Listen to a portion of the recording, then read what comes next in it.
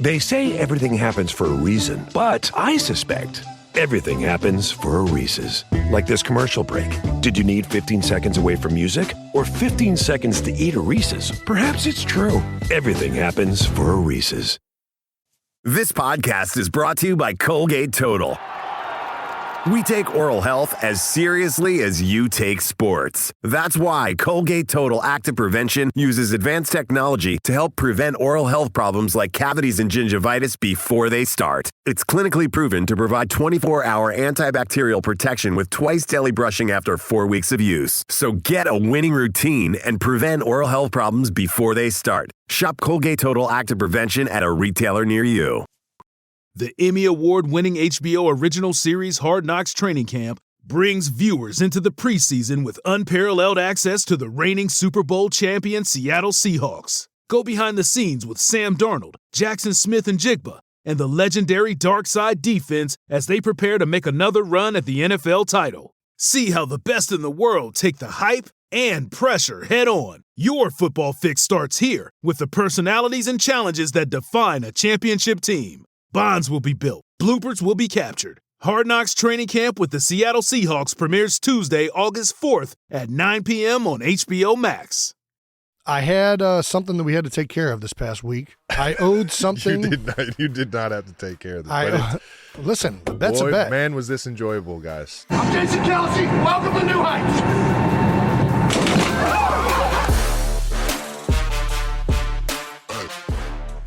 Welcome back. Welcome back. You were supposed to chime in. Welcome back, ladies and gentlemen, to New Heights, presented by Way Sports and Entertainment. And we're your hosts. I'm Travis Cousin, my big brother Jason Kelce, out of Cleveland Heights, Ohio. And we're actually we're back to new episodes dropping every Wednesday. So we'll see you guys weekly, and subscribe on YouTube wherever you get your podcast. Follow the show on all social media at New Heights Show with 1S. Check out our official fan club at newheightsshow.com. We've got a special episode for you guys today. We're together here in Philly. Yeah, baby. You can't see, we got our gang green on. And Jason has just made his big announcement, and we've got to talk about it. That's one thing that we are good at, is making sure we talk about things. But before that, Jason, tell the people what we got coming up. We got an incredible episode, everyone. We're, of course, going to get into the retirement speech, everything that went involved in making that decision. We're also going to get the Trav's time down under the house and check out some fan mentions, including a viral photo of a cat that apparently looks like me. Well, it doesn't look like me. It's got a fur, whatever. We're going to talk about it. And we'll wrap up things with some no dumb retirement questions from the 92 Percenters. But first, as always, new news coming in hot right voice now, back so I can actually hit that note. All right. Kelce Brothers bobblehead night. That's right. We're headed back to the land right after this episode. As of this time, the taping of the show, we are in Philadelphia, but immediately following, we are headed to Cleveland for the official Kelce Brothers bobblehead night. This is so cool. At the Cleveland Cavaliers game, a portion of the proceeds have been agreed to be donated to the Heights Schools Foundation. We grew up in Cleveland Heights, so this is an awesome collaboration and an opportunity to go back, one, watch a Cavs game. All right now. Be back in Cleveland, but also, two, to give back to the schools and community that raised us. Yeah. Dude, this hits home for me because I used to take the Rapid downtown just to go watch Cavs games when I was. You used to take the Rapid, really? Yeah, in high school. That's nice. And, Mom used to take it to work every day. Yeah. Yeah, nice. Mom actually used to. Key Bank and then Bank One used to have business tickets at these Cavs games. Yeah, I would tell. And once I figured that one out, I was like, "Mom, you make sure you put our name down on every single one of those tickets, and whichever ones don't hit, and we like, even if it was like us versus like whoever was trash, like the worst in the league at that point in time. Like I think the Cavs were kind of the worst, but either way, whoever was the worst. This is that pre-LeBron time, James. Nobody wanted to go to that game. I will happily go to that game. Yeah, you had like Big Z and Drunas, Ricky Davis, yeah, baby, D Miles. This is back when it was the Gund. Wesley Persons, Danny Ferry. Danny Ferry. Well, Danny was done by this point. Yeah, you're right. Carlos Boozer. Yeah, Carlos Boozer was there for sure. And then LeBron James. If you guys remember I remember actually. Tickets went up. I didn't go to very many games once LeBron. There was the Cavs tickets, and there was also the those tickets also worked for any of the other events. So we'd go to Lumberjack games. Oh, yeah. We'd go all the to, arenas, yeah. you remember the one time we went to the monster truck rally? Dude. That was dope. It's electric. The rodeo? We need to go to a monster truck rally. They do one at the Link. I haven't been to one in forever. I don't know if it was good as a kid. I don't know. Yeah, good point. Take the girls. That'd be sweet. Oh, they'd love it. I think they would. Yeah. They'd All love right. it. Well, what do you think of this bobblehead? I think it's got your weight a little disproportioned, but No, it's good. I look nice and slim. My head looks enormous, but it's a bobblehead, so I think that is this the body type you're looking to go to in retirement? I feel like if it's hard to gauge because my head's so large. Because that is one thing that happens with offensive linemen when they lose weight, they go too far, and your head. I feel like your head gets bigger when you look play like a offensive line, bobblehead, and it yeah. never really shrinks back down. Mm-mm. Like my skull has transformed from years of being 290 pounds. Yeah. So if I go too light, then I'll actually look like this bobblehead, and I don't want to look like 100%. that. Yeah. It's typically in the neck what I see. Like, because your neck is like, that's your protectors. Well, that's why you got to keep doing neck. You give my man Dave Andrews. Don't want to get a pencil neck. Dave Andrews, man. Yeah. Got the jerseys on. Got your dad. You got your Air Dads on the New Balance edition. I think these are sweet, man. And I wish I could spin a basketball on my finger like this. I cannot. We tried.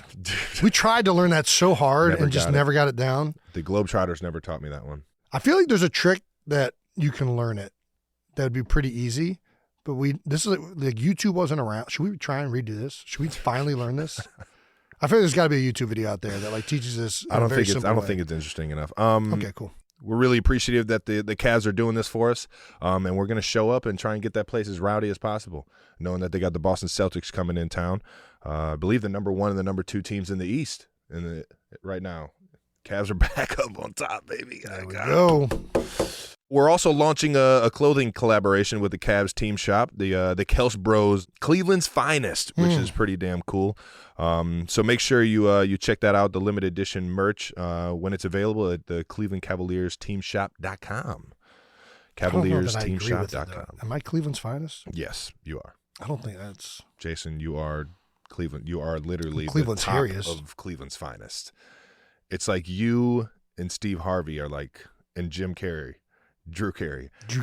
I wish Jim Carrey. That'd be a nice one. That'd be pretty crazy. Drew's good too. I love you, Drew. Yeah. That's a great one. Yeah, it's you three right there at the top.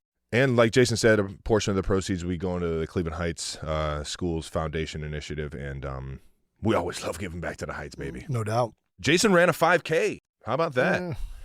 We ran a 5K, dude. Walked a 5K. Was this like the start of you becoming a bobblehead or what? No, yeah. This was not the start of losing weight. This is so we do our foundation event every year down in Sea Isle that raises money for the Eagles Autism Foundation. But Mike's Seafood has been doing an annual event for 15 years now, I believe. Ooh, Mike's is good down there too. Yeah, Mike is the man. And his son is on the spectrum, and they've been doing a lot of things for the autism cause and raising money and awareness for a long time, far preceding us in Sea Isle City in particular. That was actually my first time ever going there, was for the Polar Plunge, which is when Mike does his event every year. Nice. So we thought, You skipped out on the Polar Plunge this year? No, I did it. Oh, nice. Yeah, I was did. That the 5K? The 5K was the Polar So Plunge? they used to have like a specific time where everyone would go into the ocean together. Now they still have like the plunge, but you kind of go at your own pace, or if you do it, whatever. But the 5K is the only thing that really is like a thing that happens now, Nice. the event down there. So we were down there. We wanted to go down there because we have a house down there now, and it's awesome when you take the girls to the beach. You just let them run. We thought, it'd be really cool to go and run in Mike's event and show up for that. So tried running it. Yeah. I had my Monarchs. Not the best running shoe, I don't think. I'll tell you what, you can mow some grass. You could. Yeah, they're great. You could lay some mulch. Yeah, they're great lawnmower. You could plant some flowers. You could do it's some a dad handiwork shoe. in the garage. Yeah, not a 5K shoe, but not a 5K shoe. Running around in those things. So we started off. I mean, you can, because you did it, but we started off running, and I should have known. Like, first of all, we were late. We showed up a little bit late, so it had already started. Perfect. That's genius. And I start running, and we're like Did you passing. steal a few blocks too? Did you? No. You started. We started right from we kind of snuck in and still went. And as we're running, we're like passing people. I'm like, okay, we're doing pretty good here. And I should have known at that point, like, hey, we need to just slow this pace down. So we're running. And one of the Hammonds that we're with says, Taylor says that every 20 blocks or something like that is a mile. All right. She just throws that out there. So I'm running, and we hit about 20 blocks, and I'm like, hey, I'm doing good. The blocks are kind of short over there. I can see that. It's not the case. I'm going to get to it. So I thought that was where we were at, and I'm like, okay, I'm cruising. This is a good pace. I think I'm going to nail this. I think I'm actually going to be able to do this. And then, like, after we're off of the promenade boardwalk and we're onto the, like, street, they have a line. I think I'm well past a mile, and there's a line. And it says 1 mile. And I'm just like, oh my God. And I know I got to go 3+. And I'm like, there's just no way this is happening. I have given everything I have to get to this point. So I made it halfway. I made it just before halfway. I started walking, then just kept walking because I used up everything. And then ran like the last 500 feet. Where's our mental toughness? I was inducing mental toughness through that mile. It was hard. I'm not built for this. There's also like this weird, I feel like the same way with swimming, where like older people have this ability to just get in this gear where it's actually like slower than if you walked, but they can just maintain it. Yeah. And I can't maintain my run. No.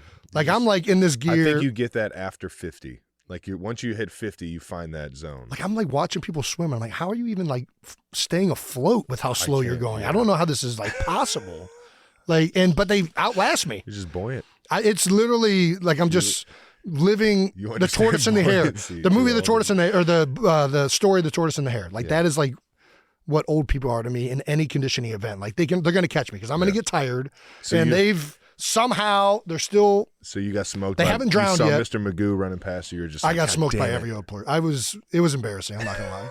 Pickleball and 5Ks are not something I can compete with old people in. We got a good tweet from you after Fox Sports NFL tweeted out Jason just ran a 5K to raise money. You said, in quotes, ran is a generous verb for what it's occurred. A wrong verb. Not generous. It's incorrect. But we had a blast, and I'll tell you what. I think my time was 45 minutes. The fact that you just said you did, Jesus, 45 minutes for 3 miles? I'm telling you, it was a bad. I think you're not passing Roxborough Elementary's gym class. If I would have known, I should have checked the route out and known exactly how far I was going, because then I would have like stopped earlier, and I could have mind fucked you. Mind fucked you. I went and you were way checked too out hard. after that. Yeah, and then once I got to that level of fatigue, and like I was just overheated. My carburetor was steaming. Well, you finished strong because you ran across the finish line. Well, yeah, you got to finish strong. You can't just walk across the finish line. I'll tell you what's not good. I don't know why it's reminding me of this movie that Sinbad was in as a kid. I know exactly where what he's is that running movie. the race and then just hits a right hook into like the houses. Gosh, what is that movie? Goes and sees the double arches and goes and gets McDonald's in the middle of it. Oh I my cannot gosh! remember I could that just movie. see you just. I know running. exactly what you're talking about. Oh man, it's a good one. If there was a McDonald's, I might have stopped. It was early. There's no Mickey I hadn't D's. had a breakfast yet. There's no Mickey D's on the over there in Seattle. And then after we ran it, we went to the beach right off the street that our house is on, and went in the water. And plunged? Nice. Did a little plunge. Shout out to Mike for doing this thing for, 19 plus years? 15. 15? Yep. I'm sure it'll get to 19 sometime. Yeah, I mean, it's not stopping. Sometime within the next It's not 5 stopping years. anytime soon. Yeah. So shout out to Mike, man. Can't wait to get some that seafood when I'm on the aisle this week. All right now. There we go. Well, I had something that we had to take care of this past week. I owed something. You did not have to take care of this. Listen, a bet's a bet. Man, was this enjoyable, guys. There was an agreement made, a pact agreed to, and what's the pact? Well, the pact was if the Bills beat the Chiefs in the New Heights team name competition. Oh, okay, yeah. That I would have to jump through a flaming table. It was time to pony up. So we have an outstanding video here where you guys can check out how that went down. It was exhilarating. It's not at all like the way the Buffalo Bills Mafia jumps through tables. This was a very safety first. I can't wait to hear Bills Mafia. Just look at the comments and just see you get torched for this. Why would they torch me? I jumped through a torch. Why would they torch me? You're like bubble wrap, dude. You were like the safest human being to ever jump through a burning I thought it'd be table. fitting because the Steelers then knocked out the Bills. So wearing Dad's steel mill All right. clothing, I attire. hear you. AKA it kind of makes sense and it's safe. So you were like, yeah, I got it. Listen, I didn't want to catch on fire. If I would have been 20 Miller Lights deep or whatever beer of choice. I was about to say, you had a few beverages to get the nerves to calm down. Listen, 20 beers deep. If I would have been 20 beers deep, I would have jumped through that thing with my T-shirt on, but I wasn't 20 beers deep. We were riding to the firehouse, and you literally said, I'm going to jump from the top of the fire truck. And in my head, I'm like, I thought that was like that's reasonable. a 15-foot jump, dude. I don't think it's You're that jumping high. from the second. I think it's 10 You're jumping foot. from the second floor onto a fucking. I think it's 10 foot. Dude, but it's, no way. Dude, I got up on the top of the one truck, which Yeah. was shorter than the fire truck, and immediately was like, man, I'm not worried at all about the fire. Shaking. You started to like cat out a little bit. Like, let me make sure I got my bearings here because this is. The fire was the least Hey, intimidating is this a part. little too high, guys? What do you guys think? Yeah. I was like, no, it's perfect. Yeah, you're trying to egg me on. Oh, dude, what? I did not. I wanted to see that. That would have been electric. You wanted to see me break my hip on the concrete? No, tuck and roll, Grandma. Tuck and roll. Dude, it's hard to tuck and roll when you're going through a table. There's objects that are preventing you from rolling. No, that was it. The fire was the least hard to figure out. Just wear a bunch of flame retardant stuff. They gave me the little the firefighter hood thing, the fire department hood deal to protect my face, and then they gave me gloves. So I felt very confident with the fire. This guy was about to go skiing. It was jumping through a table on concrete. Like if we would have done that in the middle of the snow, I would have jumped off the truck. But I hear you. I looked at that and I was like, dude, if I'm gonna break something. I wanted to land on my butt. And I'm like, I'll break my tailbone if I jump from 10 feet in the air. That's and how land you on my break ass. things. Is you get worried about it. You just got to send it and athlete it, man. You know it. I don't think that's you how know that this. works. When you're a kid, you just athlete it. You're just like, dude, I could jump from this garage onto this trampoline. Either way, it happened. The table broke. Bet is paid. Shout out to Bills Mafia. It was electric. I will say it was exhilarating. It was, and I fun. enjoyed every bit of watching you do it. The build-up was hilarious. The questions, the safety briefing with the with the fire marshals. Oh man, that was Please, if you're gonna jump through a flaming table, do it safely. And find your dad's steel mill fire retardant stuff. Man, that was hilarious. Yeah, we play Buffalo next year at Buffalo. Are we gonna run it back? You gonna?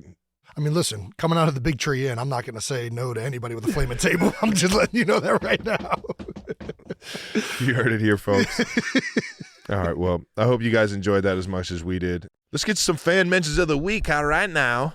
First up, we have a saga of Jason and cats. Why will they not leave me alone? What do you mean? This is destiny. They know I don't They want know anything you're to do getting with this. one, and they want to show you how much it makes sense. There was a viral tweet going around of a cat with a pattern on its back that the internet decided looks exactly like Jason Kelce. And I want to see a zoomed out photo. I want to see a zoomed out photo of this cat, and it's not going to look like me at all. You cannot It unsee only looks like it because they cut it and they took a picture where it looks like a beard. I'm not going to lie. Zoomed out, it doesn't look like me. Do you think they? Hmm? Do you think they? Do I think they what? Do you think they dyed it? It does look weird that there's like a white part of the cat and then there's like this weird light Do you tan. think they? I think they might have. I mean, I don't put anything past cat people. What do you mean, cat people? You're cat people. You're cat people. You grew up with one. I did. You're a cat people. We had a great one. Gosh, Flash was a fucking legend. Cat, she was perfect. The only time she bothered you is when she wanted to sleep with you. Yeah. And she really, like, other than that, she didn't want you to touch her. Dude, do not, broad daylight, do not try and fucking then, play with a cat. Dude, you would just hear sounds from outside at night. Get it. Like two cats fighting, and you knew Fat Flash was beating the crap out of somebody. Yeah. Sorry to whoever our neighbors were. I never saw Flash with a scratch on her. Not a But I heard her fighting, saw dead rodents, saw her kill a bird midair once. I'm pretty positive I remember this happening. I was sitting on that green couch looking out the back of the living room, and I just see her looking like this. I'm like, what is Flash doing? And that bird got a little too low once, and she jumped up and clawed it mid-flight. The most impressive athlete I've ever seen. Cats, dude. DK Metcalf is a close second. Jason Peters, close second. Dude, I'm not going to lie. I think Jason might be able to claw a bird out of midair. Guaranteed. Do you ever see that guy catch that one bird in his hand? Talking about Manu Ginobili? He caught Manu Ginobili caught a bat mid-game. I don't remember this. Mid-game. Oh, I do remember. He San Antonio. He double-handed it, though, right? No, I think he just he kind of like, dude, it was nasty. Okay. Yeah, back to the cat, though. It's got nice fur. I mean, it can be anybody with a beard. Dude, with the way the you just picture got excited shown. about Flash, it sounds like you're getting a cat. The reason I don't think this looks like me is it doesn't have the eyebrow game is weak. It's a weak eyebrow game. Want to be a Kelce, you got to have better eyebrows. I can't say it wrong. You gotta have that, yeah. You gotta have them brows connecting, especially ones to be Jason. Next up, a lot of the 92%ers saw that Princess Kiana. Hey, Kai went out to Milan's Fashion Week and are wondering how Jason possibly managed to watch all three kids while she was away. From @cat and a bunch of fucking numbers on Twitter or X. Can we get some new heist clips of Jason watching all three girls while Kylie is rocking Fashion Week out in Milan? Or do we think Kylie left Wyatt in charge? I mean, Wyatt's always in charge, really. Always. You try to not make her be in charge. Like, I try to discipline her. It is, it's just hard. Dude. It's hard to reason with somebody that has no reason. Dude, she is one of my favorite people to just She's great. people watch. She's great, yeah. I love just people watching her. And watching her play with Elliot is so adorable. Bringing but flashbacks? it is, yes, it is 1,000%. Dad gets him one of Elliot's birthday gifts was airplane guns. It was like I don't even know how to describe this. Little foam Where he found airplanes, it, but yeah. foam airplanes that you put on top of a gun and you shoot. Basically, and you. When I tell you, the girls were going nuts, and it started off with Grandpa, Dad in the yard saying, "Hey, if you guys can hit me, you win. Like you get like a popsicle or something, like something encouraging." Sure. So they were both firing at Dad, and it's sure enough, it ended in Dad going inside being ecstatic that he just got the girls something that they absolutely love. Yeah. But then it turns into whoever's in the yard is the target. Right. And it's driving range. The guy's out there getting the balls. Hey, I'm not practicing on my 9-iron anymore. I'm going right at this motherfucker. Little Elliot on her birthday runs down there to go retrieve her planes to come back and do it again. And sure enough, Wyatt's locked and loaded. And she's running just. You see her tracking? No, don't hit your sister. Be careful. Do not hit your sister. As I'm saying it, she keeps tracking, finally stops. Douche. Boom! Right to the side of the head. I didn't know it was a headshot. To the head. And I immediately like, oh no, Wyatt, I said don't do that. The slow turn. Just the joy. The smile, the joy of her going straight to the dome.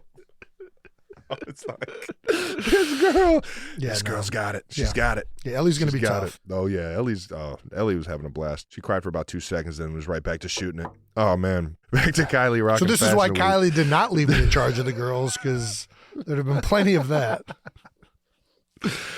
Oh, man. I'll tell you what, Kai killed it.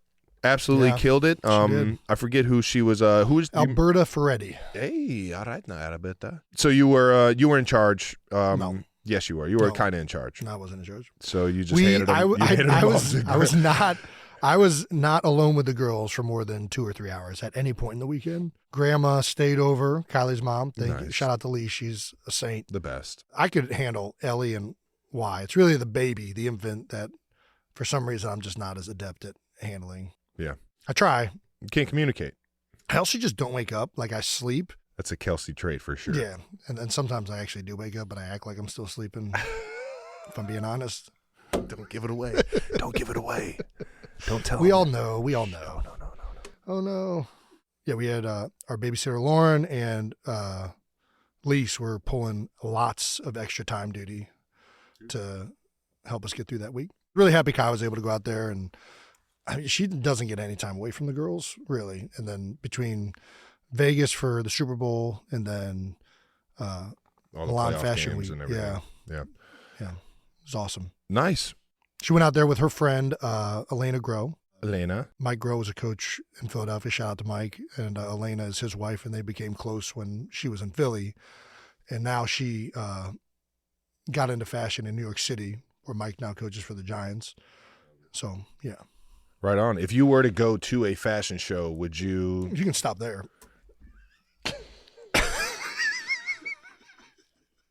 Dude, you've been to a fashion show. What fashion show did I go to? 87 and running. I went to an 87 and running event that happened to have a fashion show involved with it.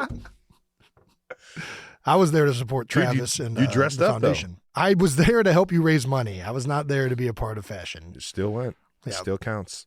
You heard You it here, played folks. a prank on me with Lefko. Oh, that was good. Tried to make me look like a douche. Lefko had a great idea, and it was right. It was so perfect. Yeah. And you're such a good dude. You're so much of a good dude. You couldn't tell. For those of you that haven't seen this, long story short, Adam Lefko, great friend of ours, hosted the event. Before the event, he wanted to play a little prank on Jason when coming in. Acted like everybody and their mother signed this jersey. Michael Jordan. I should have Justin known. Like, why would Timberlake, Justin everybody, Timberlake sign a Jerry Chiefs Rice. jersey? Like, we just basically forged everyone's signature and told Jason. But in the moment, that they I'm were like, oh, on yeah, this is cool. It's like, this is a great gonna raise auction a lot of item. money. It was so good. But we told him he had to sign it. And as he's signing it, the waitress comes in with wine to pass around and accidentally bumps into Jason, pours it over. Jason thinks, oh, She no. did not bump into me. She just like, oh. Yeah. But yeah. But playing the prank, Jason then gets accused of spilling the wine. We have this video somewhere that we could probably show. Yeah, I'll make sure I ask the Lefko only one about in the it. room with her when that happened. And then I forget what she said, but she acted like I was the one who spilled the She's wine. like, yeah, Jason spilled it on there. And Jason's just sitting there like, I don't know if that's how it went down. In my head, I'm like, man, I really don't want this woman to like, if she's saying this, she's worried about losing her job or something. I'm like, fuck it. I'll eat it. I don't give a fuck. I'm like, whatever. It wasn't a serious. In my head, I'm like, man, it's pretty shitty by you, but I get it. Oh man, yeah. So we'll make sure we get that clip to you. But I'll be all right. yeah, that was Jason's only time ever going to a fashion show. All right, well, that was fun to remember. Yeah. Shout out to Kai over there in Milan. Killing it. Kai's killing it. Oh, that might be a new segment. Kai's killing it with Kai. She did start like a little a TikTok thing of like places Kylie has no business going. I think that's what it was. God damn it, that's about as good as Jason getting out of the house right there. Yeah, I had to be tagged it because I just still don't. I've never been on TikTok. Hey, for our last mention of the week, some 92%ers wanted to remind us that our first ever National New Heights Day just went down February 30th. How about it? That's right. It's short-lived. Midnight All right on February 29th. That is National New Heights Day. The only problem is I forgot. Did you forget? 1,000%. I remembered in the middle of the day, and then by the time I got night, it was like late, and I was like, yeah, I'm going to sleep. I really don't even remember. I might not have even been in the country. That's how you celebrate National New Heights Day. Sleeping. I don't even know what day it was. I think it was like Tuesday maybe or something like that. Oh yeah, no, I don't wake up on Tuesdays. Yeah, we have from at the Otter Side on Twitter. Everybody knows everything happens on Mondays and Wednesdays. Nothing happens on Tuesdays. Tuesday is a very forgotten day. So at the Otter Side, that's right. Most of you are walking around thinking it's March 1st, but it's actually February 30th, National New Heights Day. Yeah. Thank you, Jason Kelce and Travis Kelce, for commemorating the special day for all the 92%ers out there. Thank you for the New Heights team for remembering it's National New Heights Day. Shout out Jets team. Jake. Yeah. So, yeah. That's all we got for that. Make sure you guys let us know how you guys spent your New Heights Day. We'll see you in 4 years.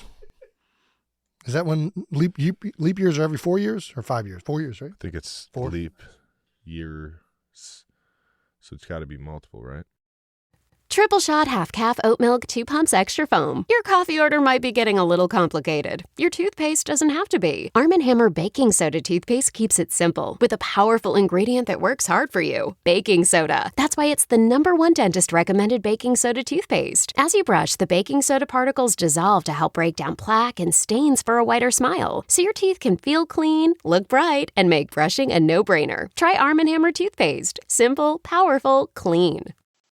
Out of the house, getting Jason out of the house all right now. We are for some time of our favorite segment, Jason leaving his home and going. No. This is you. All right, cheers. Yeah, Travis. Travis Out of the House and Down Under the House. Down under. Out of the House is brought to you by our friends at Accelerator Active Energy. You. That's right. Accelerator Active Energy drink is now available on Amazon. Can I get another one? I already ran out of this one. You want another one of these guys? You know what? I'm going to switch it up.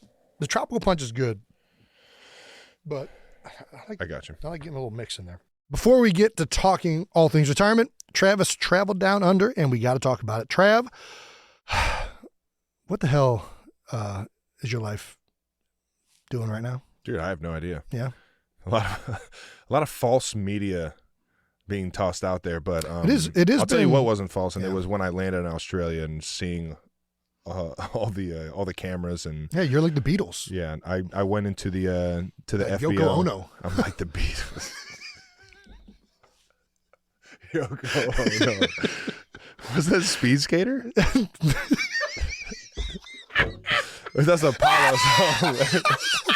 Are you thinking of Apollo Anton Ono? Yeah. Oh my God, that's fucking hilarious. Oh, God, that's good. Yoko Ono. Oh God. No. I don't even know the full story of Yoko Ono. I know that she was with John Lennon, and that's about the extent that I know. But yeah, she might have been a figure skater, actually. I mean, who knows? Speed skater. Sorry. All right. Well, dude, it's a wild ride. It's a wild ride. But I will tell you this: Australia loved it. Did not disappoint. Yeah, I can imagine. It was amazing over there. I only went to Sydney. Got a lot of friends that I've met over the years that are out there in Melbourne. Definitely want to get out there and see you guys and see what Melbourne has to offer. But I'll tell you what, Sydney was it was a beautiful city. Yeah.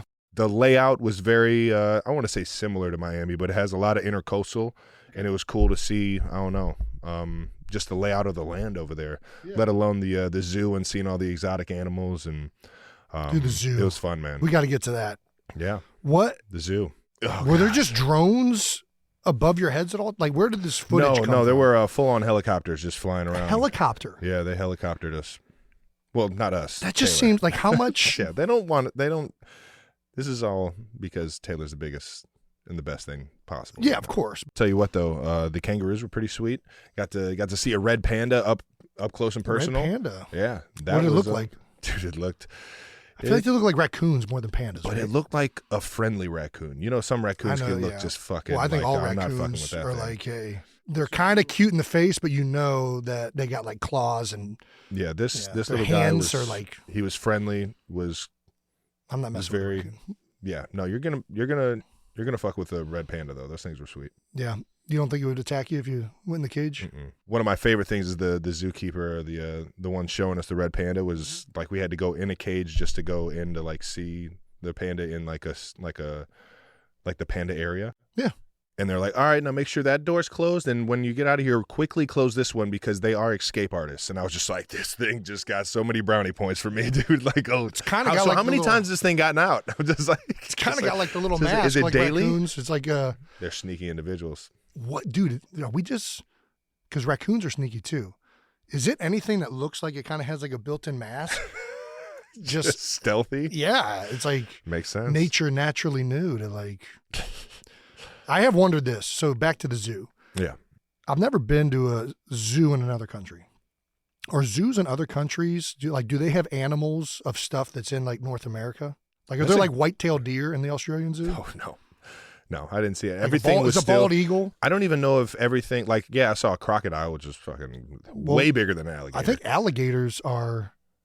I don't know if they're like only in America, but it's like most other places is crocodile. Alligators like unique to I believe the U.S. Okay, thank God, because that thing was enormous. Saltwater croc, yeah, they get pretty big.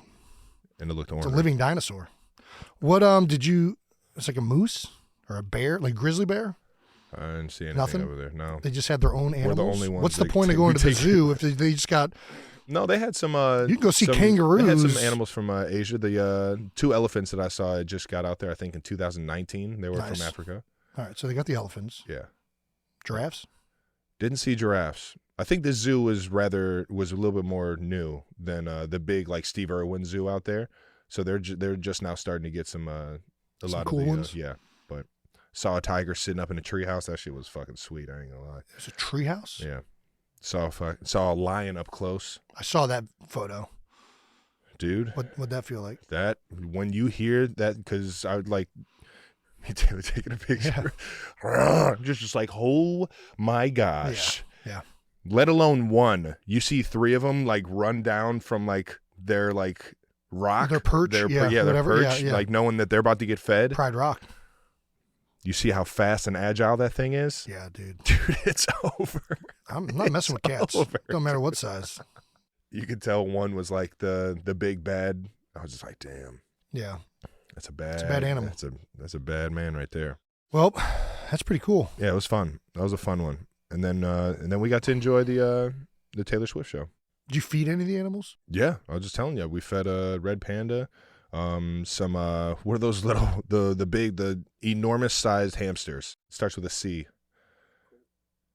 No, koala's not a C. Definitely fed some koalas some eucalyptus leaves. Yeah. Capybara, yeah.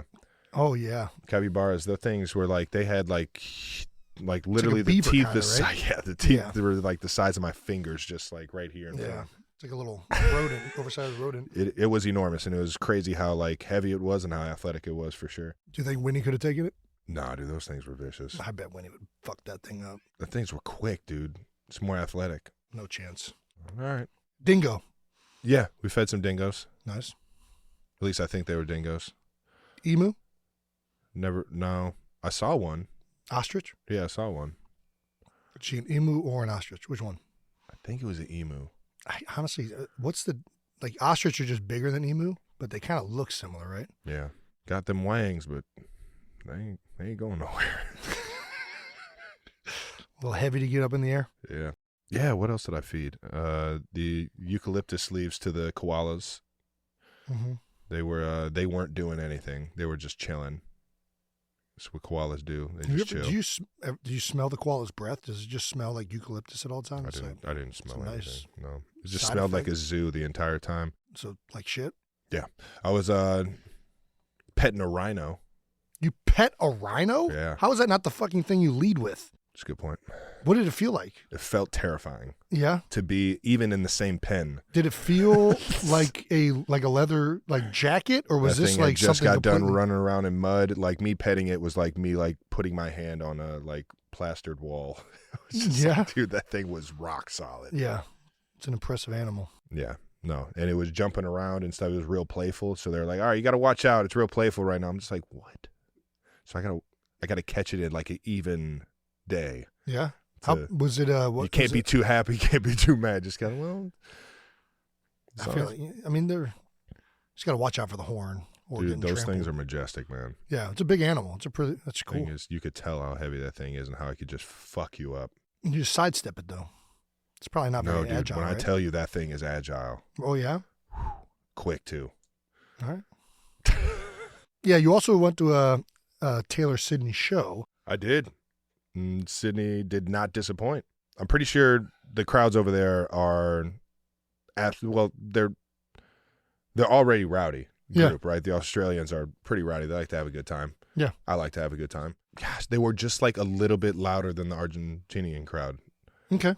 And I was not expecting that because Argentina was loud, fucking loud. Yeah, and they were into it, and so was Sydney. So Taylor's very fond of performing in Australia because of the crowds over there and how into it they get. So, yeah, awesome. Shout out to Australia for showing out. All right now. One of the things that everybody liked to point out was your and Ross's attire. Did you plan out to look like Bluey and Dingo? I came downstairs from the hotel and I saw him and I was like, God damn it. You knew you were going to get the Bluey immediately. No, I had my outfit on. He had his outfit on. We were going to the car at you guys look great on time. Yeah. They're like, can't change now. And we're just like, we're just going to have to eat this one. Eat what? You guys look fantastic. You look very Australian there. We look like you and Marshmallow at the Chiefs after party. You feel like you look choreographed. Like it's like it was planned and it wasn't planned. It wasn't. Bluey is a tremendous show. It's all right. So shout out to Bluey. There were a bunch of other ones that were pretty good.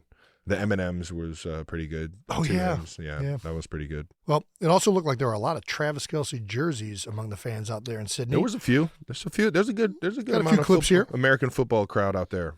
And I think just like Taylor fans, so they wanted to show their support. Have you? How do you feel about your jersey being worn all over the Eras Tour? It's pretty fucking cool to just have your jersey being worn. Yeah. Like even if it's just on a day or I think it's cool. at a football game. I only asked it because it's in this clip. I mean, I don't care. Right now, I guarantee you there's people out in Philly right now wearing your jersey. Guarantee it. Well, yeah, I just retired yesterday. Yeah, well, every day is a Jason Kelce day in Philadelphia now. Okay. Then after Australia, you went back to Vegas to continue celebrating your Super Bowl championship. All right now. Why back to Vegas? You guys haven't had enough of Vegas yet? No, and this had been something that we talked about as a team. Like, oh man, when we win in Vegas, we're gonna go back and like have a good time, do it right. Yeah. Hit the AKA casino, gamble and go to the casino. Yeah, because we couldn't do any of that. Those of you that don't know, the NFL doesn't allow you on when you're going for the Super Bowl. They said no casinos. But even if we're just playing the Raiders in a regular week, if you're there on business for the NFL, you can't gamble or do anything fun in Vegas. And essentially, we wanted to have some fun, so we went back as a team. They made some World Championship belts. I got all the WWE ones, but this one was pretty cool. Hoisting the belt, the World Boxing Championship. Oh, that's cool. Yeah. Who had that on them? I did. Yeah, I did. Because Where'd you get it from? I'm the world champ. I don't care what. Is this an actual anybody official? says about it just being an American sport or I am the world champ. Until there's another, football team that can even like remotely compete with an NFL team. I don't think that it's a competition. Yeah, I'm with you. Either way, that was pretty cool. I'm the world champion. The win always sitting on my couch with sandals because nobody does it better. We got to get this man a belt. We got to get him a belt. Somebody make him a sandal belt.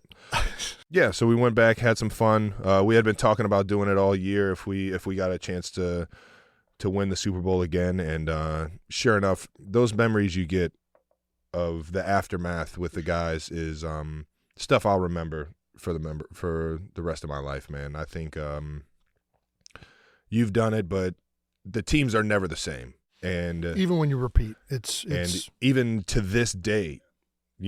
A handful of decisions have been made with the Chiefs, and a few guys aren't with us. And I wanted to make sure that I got every chance to enjoy this with those guys immediately afterwards. And it was definitely well worth it, man. It was definitely well worth it. We had a blast, had some fun, and then I went to California and got caught going to Nobu at the same time as Christian McCaffrey. Yeah, you guys had dinner together. No, we didn't. But if I would have known that him and Olivia were there, I would have sent over a drink or at least came over and said congrats on an unbelievable season. Got so much respect for that guy and obviously all the 49ers that we played.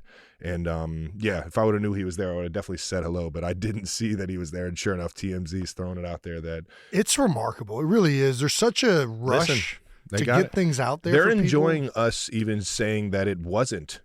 Yeah, it's real. Just they're still enjoying attention. it's attention to them, and they just love attention. Listen, so. Kylie apparently is pregnant with our 4th child. It's a boy. What? No way. Yeah. No, it's Kylie. You in this made-up universe. Thank you. You guys made a baby in Milan. That's right. If she got pregnant in Milan, we got some things to answer here. That photo of me, Zach Galifianakis from The Hangover, like it's crazy. There was like a 3-year-old video of Wyatt before a game this year. The announcer made it seem like she was playing center, and I'm like, she was reacting to the combine. Like, what do we? Like, people just will say anything that gets some likes or clicks, and people don't vet anything. Throw it out there. It's fucking ridiculous. So don't believe everything you're reading, especially on what I got going on. Apparently, leaving the country.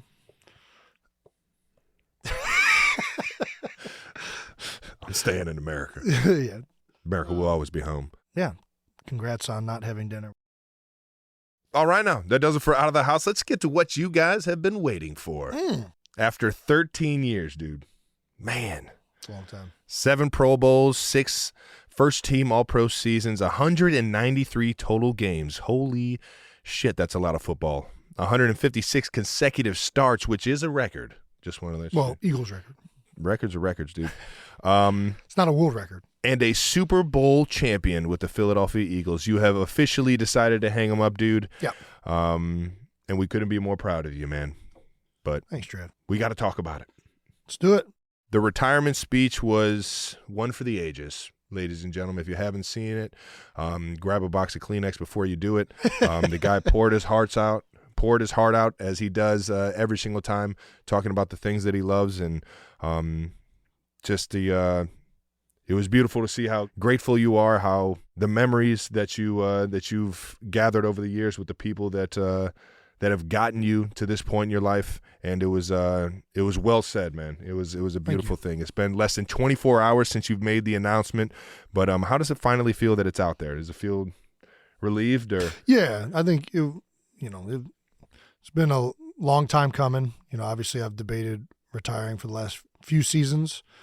So I think it's it got to the point where, I knew that that's what I wanted to do, and it was nerve-wracking getting to that day. But a lot of the things that I said and kind of, shared are things that I've wanted to share for a long time, and you wait for the moment where it feels right to do it. A lot of those things were notes that I've compiled throughout my career. I take notes on my phone, so it's just kind of like plug and play. Idea. I need to start. It felt good to finally get it out there. In some ways, in other ways, it's it's still hard, and it hurts. It didn't look easy. It's weird. It's not like it's easy or hard to say it. It's more just hard to come to grips with the finality of it. But I was hoping I had said it enough times that I wouldn't cry as much as I did. I think it's good to show emotion through it, but I couldn't. I was sobbing before I even started, so that was not a good. You definitely set the tone. Yeah. You set the tone for definitely the entire family, let alone everyone listening. Especially the beginning portion of it got broken up a lot, but obviously, proud of all the people that were there and. What they've meant to me, and wanted to share that, and yeah. Who helped you the most in deciding all this, man? In deciding whether to keep playing or not? Yeah. What was the biggest influence helping you? Me, and I think that's how I knew. In previous years, I would reach out to other guys, hey, how do you know when you want to stop playing, or stop? What do you think? And the reality was, it was more firm than it's ever been this year. That I just don't think physically I can compete at the level that I want to anymore, and really compete the way I want to. My elbow and my knees. It's just gotten to the point where the deterioration and the recovery from that deterioration it hasn't really manifested on game day yet, but I know it's going to start doing that, and I'd really rather not. I'm hard on myself.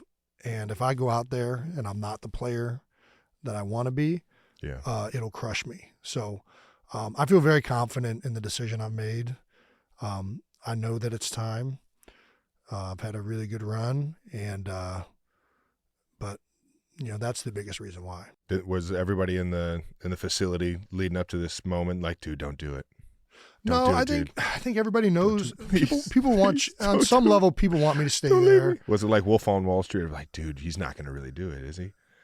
I don't know. I think at the end of the day, everybody just wants what I want at this point, and I think people still want me to play if I want to, but if you don't want to, you shouldn't do it. And the reality is, I don't want to do that anymore. And sure, there's parts of me that want to. There'll always be parts of me that want to go out on game day and play and want to compete and want to be there with your teammates. That stuff will never go away. But just the physical portion is at a point that it's not a desire to continue to do, and not something that I think I can do and be happy about it. So yeah, it's over, and that's good. I think it's certainly terrifying in some ways because I've only really played football my whole life. Yeah. So we got to try and figure something else out. Luckily, this podcast and all of our fans and everybody there's some opportunities now, and that's great. But at the end of the day, it's still a new chapter. I'm incredibly excited about what could happen, and also nervous about, what life is going to look like now. Walk us through that outfit of choice. Yeah. Was that your press conference outfit? Is that like you wanted to go into that thing? Yeah. So I guess I start out the day. That's the first choice you got to make. You're like, all right, what am I going to wear to this thing? Who am I going to dress up as? It's like suit and tie is what most people wear. And I'm like, that wouldn't feel right. Like, I don't think, for me, I don't think it's not a wedding. Well, it's the only time I've ever seen you wear a suit and tie. I'm wearing a suit and tie when I have to, and that's about it. And I'm walking through like, okay, do I wear like a Cleveland Heights shirt? Do I wear like an Eagle shirt? I open one of the drawers, and this is like a shirt that has holes in it, and I've worn and practiced and did every year. I've lifted weights in it. Yeah. And I'm like, you know what? This shirt in some ways was a part of this journey with me more than anything else in this closet. So I'll wear this. Then we got there, and a lot of people don't know this, but my trainer, one of the trainers at the Eagles, has been battling cancer all season long, and he's been there my entire career too, Joe Appella. And shout out Joe. Thankfully, he's in remission. They don't have any signs of it. Yeah, Joe. They're still gonna, I think, do an operation to, really make sure. But he's looking good. But he wasn't able to tape me for any of the games this year, and he's taped my ankles my whole career. So he taped my ankles for the press conference one last time. Nice, man. So I had ankle tape on with sandals. So, yeah, that was what went into, I guess, the attire. Nice. Yeah. Well, shout out, Joe. We'll see you at Seattle, dude. Yeah. Well, I'll see you he hasn't drank at all. He's gone completely vegan, cut out alcohol completely to try and, really give his body the best chance of fighting it off with chemo and everything. And it's worked. Yeah. But he's asked the doctors, like, can he have a beer on St. Patrick's Day? And they're like, there's no evidence to say that you can't. So nice. We're going to enjoy some beverages for St. Patrick's Day. Have a nice little, just one beer. Never hurt anybody. Or two. Well, the speech was unbelievable. As good of a football player you are, man, a professional speaker is, it's got to be in the next line of work, whether it's here on the podcast or you running for president, whichever one you want to do, I'm sure you can do. Well, yeah, it's easy. I think it's really easy to give speeches when you are just reciting what you lived and what you've experienced. I don't know that I can, go up in front of a corporation and give a speech about that. You know what I mean? For me to just recant all the people that have been really meaningful in my life and all the experiences I've had with my teammates in the city. Yeah.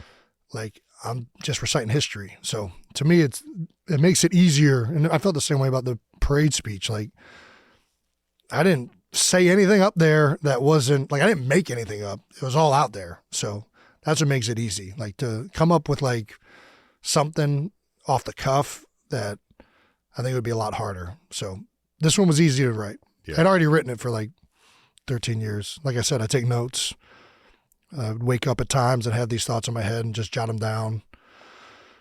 Really, the only thing I had to do is figure out the order when I'm putting everything. Did you did that? Was it just you, or did you have any? So I read the first draft to Brett Strosacker. He works in our media department with the Eagles. Well, actually, I read the first draft to Kylie, and then I read the first draft to Brett, and both of them had like, should you put this person in there? Should you put that person? Like, I don't know if you should make a big dick Nick joke.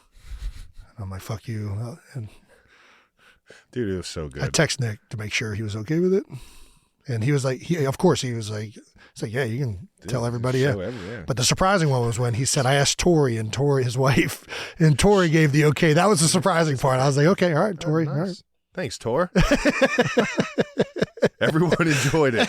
A lot of people are saying it was their favorite part of it. Yeah, so I think you kind of, you start with a framework. I decided to go chronologically for the most part and save the most meaningful people and stories and messages for the ending portion, while reciting some memories of the most impactful things that happened throughout my career. So kind of settled into that framework. And then, rewrote it a few times, changed things up, added things here and there. I think the section on you was like, I changed that day of like, hey, I'm trying to think, like, I got to say more about like growing up with Trav. Like, what else? And I'm like, oh yeah, like playing in the backyard, like, we played multiple Super Bowls before we ever left the house. Like, we envisioned ourselves being Jim Thome, Carlos Baerga. Like, I think so that stuff kind of went in last second. I still am trying to be Carlos Baerga. Yeah. I mean, he was Kenny Lofton, you name it, dude. The whole Guardians. If you were a sports figure in Cleveland, we imagined ourselves. The 90s Indians were huge, though. Those were the teams in Cleveland. The Browns left in the 90s, so we didn't even have a football team. Yeah, just became a fan of the game.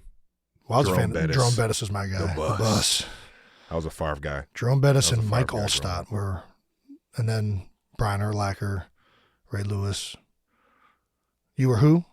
I was Favre. Yeah. Huge. I thought I had a cannon like him too, man. Doggone. You did. You could throw it. No, you could throw it. Before you tore your labrum, you could chuck that thing. Now that we got some more time, is there anybody that you want to give a shout out to that you just? I don't even want to do that. I don't want to do that right now because there's going to be people I'm going to leave off. If I'm just randomly ripping that out the top of my head. Delete that. Yeah. No, listen, there's a lot of people I want to thank. Teammates and like so many people have reached out since yesterday. It's been so cool to see I have texted nobody back because it's a lot. That a boy? I'm dreading having to try and get through all these. At the same time, I'm excited because there's a lot of meaningful people that have texted me and reached out. Listen, this is why football is so special. Unlike any other sport, especially offensive line. Like, this is what's crazy. I am a center. Like, I make no plays on my own. My job is just to facilitate an environment where other guys can make plays. And, I'm still being celebrated and talked about on a level, and I think that's awesome for the other guys that play my position and for the other kids that play offensive line. Like, it's largely been an unheralded position for a long time. And in some ways, I think the offensive line symbolizes the sport better than anything else. We're all ultimately relying on the guys next to us and the coach and what they're calling and, the systems you're running. And physicality of the game. It's such a dependent game. There'd be too many people to thank and try and hit by listing off all of my teammates and coaches and people in the building and, T. Roy, our janitor, Tony, it's ridiculous. And, tried to limit it to really just like the people that for sure made like a very pointed impact. And then of course the head figures at each level, that's the beauty of football. It's the most complete team game that there is ever. Yeah. In my mind. And man, we love teaming up. Well, we did not talk about much of your retirement, and I wanted to make sure that you didn't feel any pressure from me to keep going, knowing I wanted you to keep going. I wanted you to keep playing this game. Why didn't you tell me this? I would have changed my mind. No. I didn't. You've always been a step ahead of me in I'm older, Trey. in this game. Yeah, but it's in this game alone. You've always been a step ahead of me, and it's always been like I've had that flotation device right there, and it's to have you out of it, man. It feels empty, and it definitely it feels like it's complete. Mm-hmm. It was a success.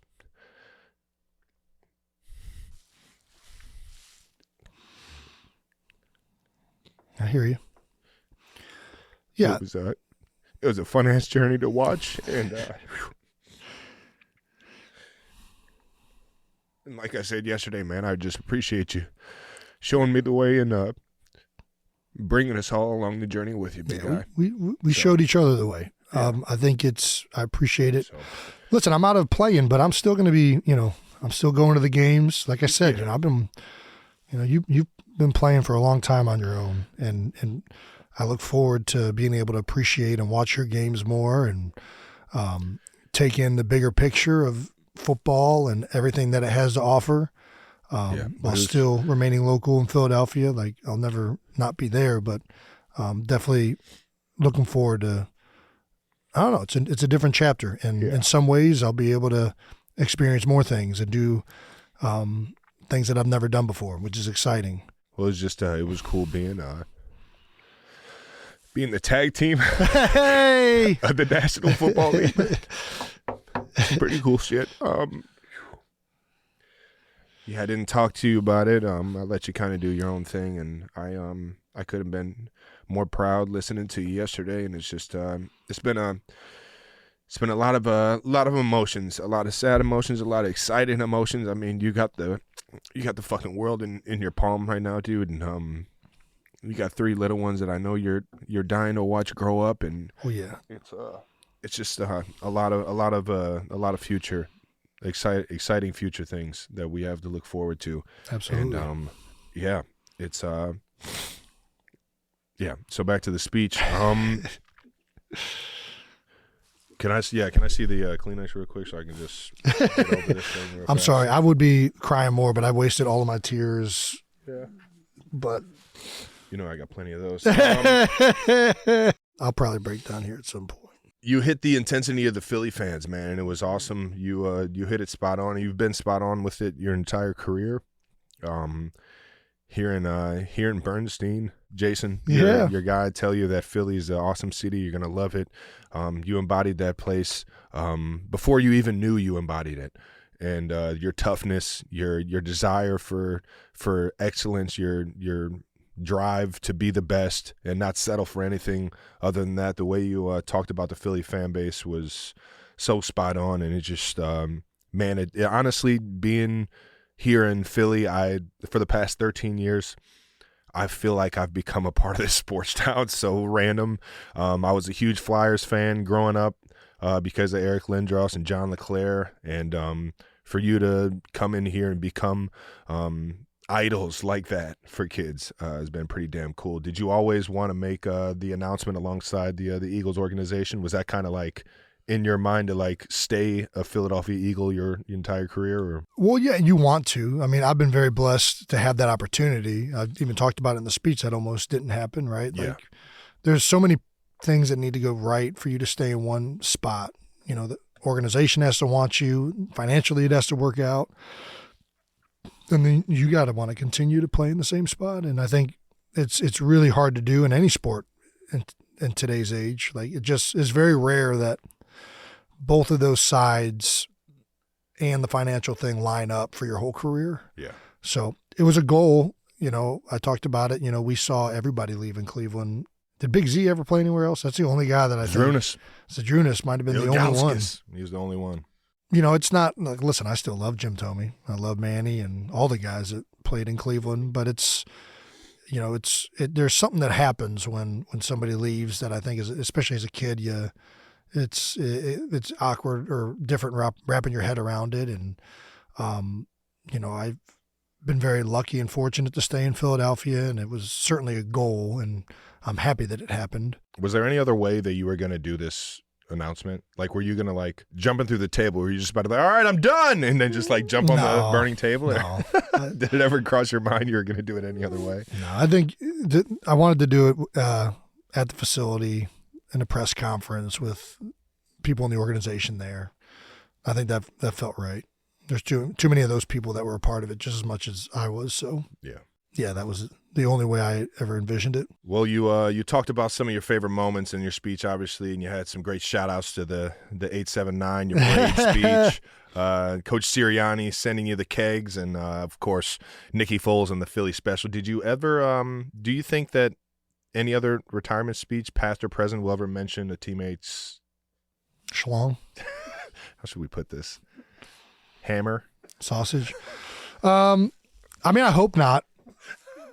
I hope it doesn't become like commonplace that everybody's just referencing like, this. All right, who's got the biggest day? How can I thank him? It's just so legendary. I felt like it needed to be a part of it. Yeah. Dude, it was so perfect because it was very emotional. You do a great job of keeping things light and fun, and yeah, that was such a good fucking mix line. in some moments where people can have a laugh here and there. Got to. Yeah, I mean, listen, that was an iconic moment of the Super Bowl, and you know, Nick and Doug together somehow decided to call it trick play on 4th down, and it ended up being, you know, one of the biggest plays in football history at this point. So yeah, that had to be in there. it was in there. It wasn't as colorful at first. And I was like, screw this. Let's full send. Yeah, let's Jason go. Kelce style. Let's go. It's the only way to do it. Come on. I think there was, I don't want to say a little bit of doubt, but there was a little bit of question of whether or not you would get or transpire in the league as you did in college, like to become as successful in the NFL as everyone. There's that question for everybody. When I saw you taking snaps with Michael Vick, yeah, man, that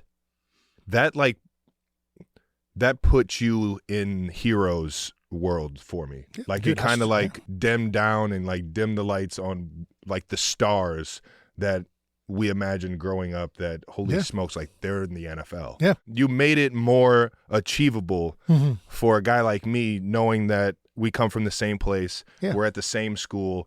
There's questions, but at the same time, you're still performing, even with the best that do it in the National Football League, that we look at as gods. Yeah, well, because they're the best to ever do it. Everybody asks, like, when did you know you were going to play in the NFL? And that's when it becomes a reality, is when you see people like you had me because I was older. But I had, Trevor Canfield, Barry Cofield, like I'm trying, Marty Gilliard, Haruki Nakamura. Connor. Like you see these guys that you practice with every day start to play in the league, and you're like, hey, I competed with, these guys in practice every day, and now they're getting a chance.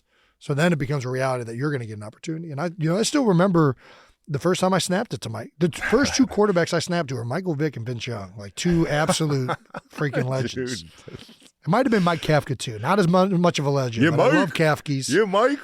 Way to get in there. Yeah, it was incredible. That was the first moment where you're like, holy shit, I'm snapping the ball to the human highlight reel. Like, what is happening right now? The experience. Like, this changed quick. And it was really quick because my first year was the lockout year. Oh, yeah. So you didn't even get the mini camp. We had no training off-season. camp? Yeah. All off-season, you had to be away from the club. And they lifted it for like a couple weeks for like the first either day or 2 day guys that were drafted. But any third day guy or undrafted guy, like I showed up, like a couple days before training camp started, and I got the playbook then. That's and so I insane. met those guys for the first time at training camp, and then I'm snapping it to them. I'm like, what the heck is going on right now? This is crazy. Lehigh Valley. Yeah. That was a memory. I'll remember that day forever, man. I was running around UC showing the picture because that's all I had was a picture of it. I didn't obviously no video of it or anything. Asante Samuel's like revving up the crowd because there's a bunch of people that it was free to come. And like the first time I hit a sled, and this is what was cool about Lehigh, which, the dorms sucked. You guys still go off campus, but we stopped that a long time ago. But I mean, the first time I ever hit a sled, it was like, fat dudes drinking beer right behind me, like cheering me on. I'm like, this is way different than Cincinnati. Like, over there in the higher ground. We had like paid people. Yeah, it was cool. Stout was a major part of your speech. You quoted him a few times, thrice if I remember correctly, and of course ending with the hungry dogs run faster, baby. I'm still hungry. I can't run fast anymore. That's the problem. Oh no, dude. I'm a porch dog now. Like that basset hound, just friggin' letting everybody know when someone's coming. That's right. She still got some bark, but not a lot of bite. Yeah, obviously you talked to him a lot throughout this entire retirement question, even before this year. Are there any other did you talk to him after and just have any actual closure? I know what he meant to your career. We've talked about, Stout and I have talked about. I mean, we've shared, tears and words at the end of the last 4 seasons because we didn't know if it was going to be over or not. Yeah. So I think it's, we've talked about a lot of this stuff already. It's the first time we've really talked publicly about a lot of it. And to be clear, like I harbor no, like I said in the speech, I would have gotten rid of me too in 2016. Like I played really bad to start the season, and I don't know that there was enough good tape at the end of the season to warrant keeping me in the future. Mm-hmm. I think Stout really firmly believed that I still had enough strengths and upside, and he really firmly believed if I stopped putting my hands up high on these big fat fucking defensive tackles that I would stop getting pushed back. And sure enough, he was right. Early in your career, and like early in your career, especially before my sports hernia surgery, that was a big turning point for me because you lose a little bit of strength when you have that surgery, I think. Yeah. And, early in my career, I was undersized, but I was very, very strong. And I could get away with muscling guys who were bigger than me. And after that surgery, and then after we went away from the tempo offense, so the big guys weren't as gassed all the time. Yeah. Things that I was doing that weren't good technique, but getting away with, caught up, and they caught up quick. Yeah, that makes sense. And I think Stout really saw that. He was like, dude, I don't care if you're 400 pounds. If your hands are up here, you're going to get thrown into the quarterback, right? Get your hands up under him, play with leverage, right? Take him off the ground. And if you play with leverage, you can survive in this league at the weight you're at. Like, that's not the issue, right? You have the hips and the strength to anchor at an undersized as long as you use, physics. Yeah. So it's, he really firmly believed that. And we saw it wasn't like all off season. It was unique. Like, we started that transition in the season and it got corrected at the end of the season. Like, we played Baltimore, and Baltimore, huge big defensive boys, tackles, big guys. Boys, and it's one of my 2016. Yeah, and it was one of my best games of the season. So you can survive with proper technique and things at a lighter weight. And I think there was questions from anybody who isn't as involved on that, because they're like, they can't guarantee I'm going to fix this. But I think Stout saw the corrections happening, and there was still the upside of my athleticism and downfield blocking and all the things he wanted to utilize as well. And, my ability to make calls and do all that stuff. Like, that's a big part of the game that he didn't want to lose. He was the pivotal guy that really convinced people, I think, to not move on. And credit to them for trusting him. You know what I mean? Like, listen, that's a big amount of faith to put in a position coach. Like, there's head coaches, there's GMs, there's the scouts, scouts. Like, all these people are like, man, I guess we can trust Stout for another year. Yeah. Well, and luckily it worked out for everybody involved. Hell yeah, it did. And we've all had our ups and downs. I mentioned how he was, he was in the other side of the closet that one year. Like, Stout has had his ups and downs, and, that's what, life is. That's what the NFL is. There's going to be these down times. You guys saw that this year firsthand. Halfway through the season, nobody thought you guys were winning the Super Bowl. And you guys had the fortitude to stick with it. And Eagles are dealing with that right now. One of the things that I'm like, very much like, I don't like, the one thing that I'm disappointed about retiring right now is I'm retiring when the Eagles had potentially the biggest collapse in the history of the organization. Not potentially, probably the most. No. And the reason I say that I'm upset about that is I really, truly think the Eagles are going to ball out next year. I think all of those guys, there's still a tremendous amount of talent there. Mm-hmm. They've hired 2 really good coaches that are going to be able to offer a new perspective and look at things with a fresh lens. I think Jalen Hurts is a tremendous quarterback. I know it wasn't a good end of the year for him or for anybody on offense. Yeah, there's no doubt in that. But there's still so many pieces. There's plenty of cap space. I know how he's going to make some moves to improve the things that need to get fixed. He always does. I just really think there's going to be one hell of a bounce back from the Philadelphia Eagles next year. And it really pains me that, I'll be a part of it in some way. Like, I'm still going to go down to the facilities. I'm still going to help out in any way I can. But I'm also going to be doing other things. And I'm not going to be on the field doing it with those guys. But I can damn sure at least appreciate it from afar. That is one thing I'm really upset about the timing of. But it is what it is. It's just, I'll have to enjoy it in a different way. Yeah. Well, those, yeah. Well, Stout had an amazing thing he threw out on the Twitter X. Jason, some of my fondest coaching moments have been by your side these past 11 years. I'm so proud of the player you've worked to become and the legacy you've built. I'll miss having you by my side. It's been an honor, and I congratulate you on the incredible career, man. And it was cool just hearing him last night at the dinner and hearing him say, how happy he was that you're in a good place and that you're there for it. And man, just got so much respect for that guy. Do you have any Stout-isms? And we've been talking about this. I mean, we heard 3 quotes We got to get these stout. We got to yeah. get you, Lane, Jordan to just, and even bring in JP. JP's probably got some good stoutisms. Yeah, I mean, if you ask enough guys, they'd all remember, enough of them. Yeah. And some of them are just so, like, off the cuff, and they're hilarious in the moment. I don't even know if I'll say it, but, like, he has this one thing that he has a bunch of, like, there's, I said the three, like, no man is an island, but draws strength from others. Hungry dogs run faster. Oftentimes the easy way is the wrong way. That's like pounding salt up a fat lady's ass when it's a hard run play to run into a good defense. I don't know why that makes sense, but it kind of does. Not the most politically correct at all times. He's a gem, an absolute gem. There's a lot of other ones that are more politically correct, but I can't think of them right now. Those ones stick out really hard. Lobster man. If you're like using your hands, if you're just like laying them on top, like they're like claws, like, I'll have to start jotting down some of the ones.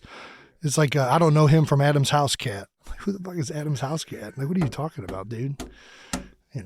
He's got so many just like off the wall. Keeps it fresh, baby. Dude, it is Keeps tremendous. it fresh. No doubt.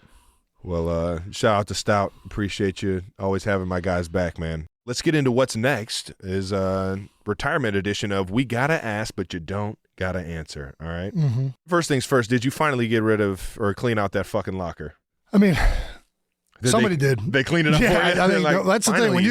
When you're done playing. They just threw it in a U-Haul and it was like, hey, it's down at the storage unit. When you get done playing, they move that stuff quick. They got to make room. So the locker is, for the most part, cleaned out. I actually didn't go and check it if everything got moved out of there yet, but it is definitely clean. They can finally clean the carpeting underneath all the boxes and stuff that was piling up. There was still a bunch of jerseys, and I owe so many guys jerseys.